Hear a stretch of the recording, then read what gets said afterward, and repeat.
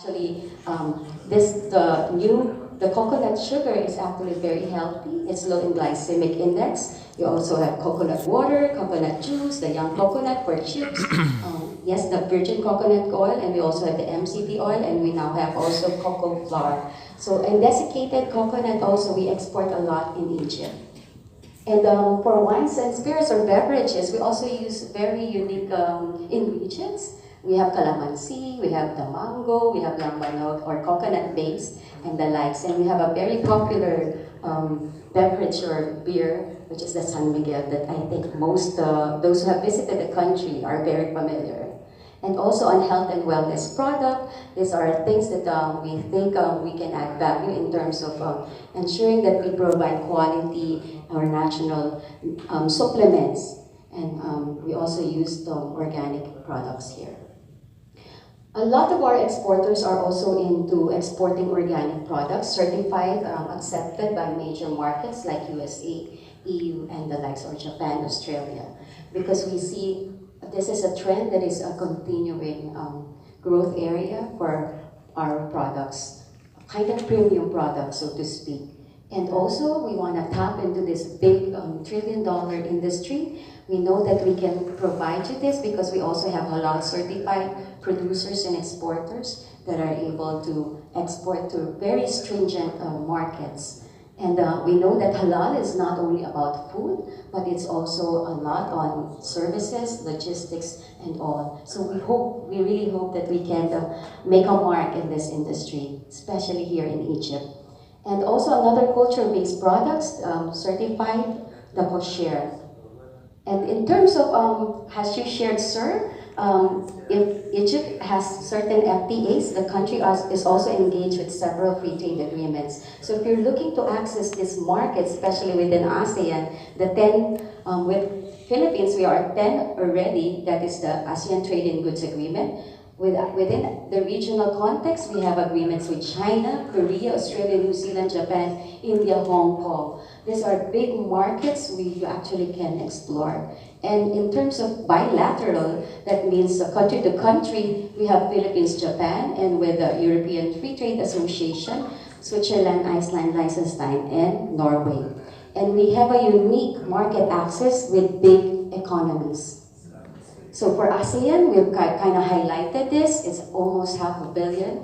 The ASEAN has, of course, bigger than the EU and the North America. And the median age is quite young. A lot of potential here, so a lot of more consumption-driven economies. So this is, in terms of very unique market access, we have with EU, it's under a plus scheme, the generalized scheme of preference.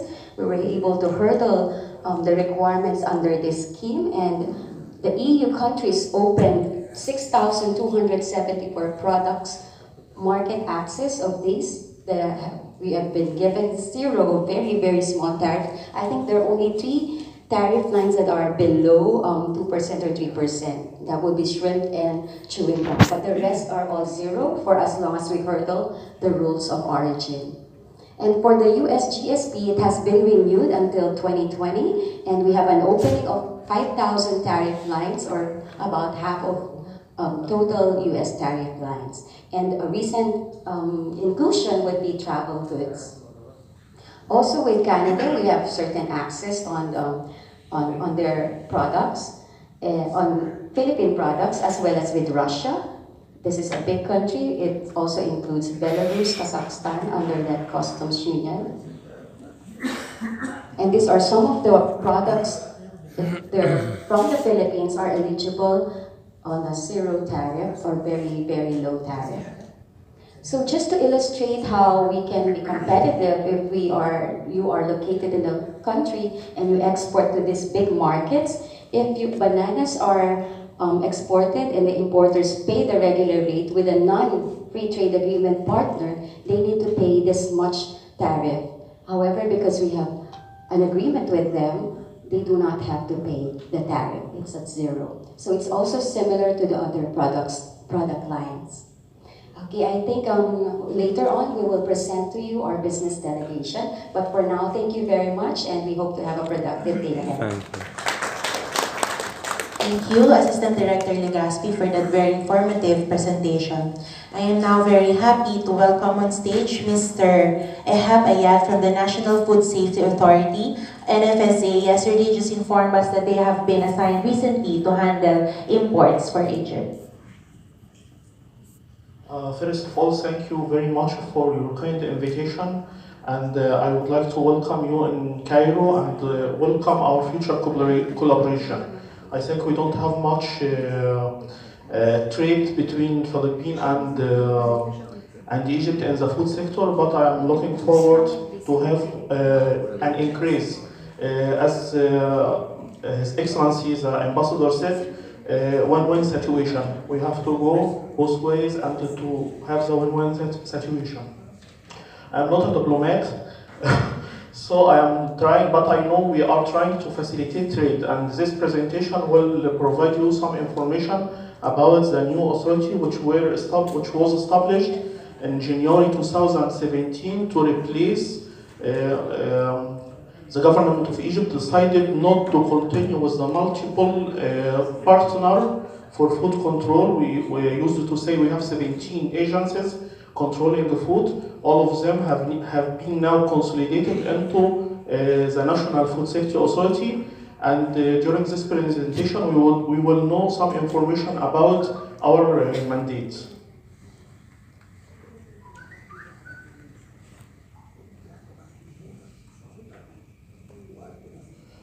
What I'm going to present in this presentation is something about law number 1, which established the National Food Safety Authority and its executive regulation, because they give much trade facilitation.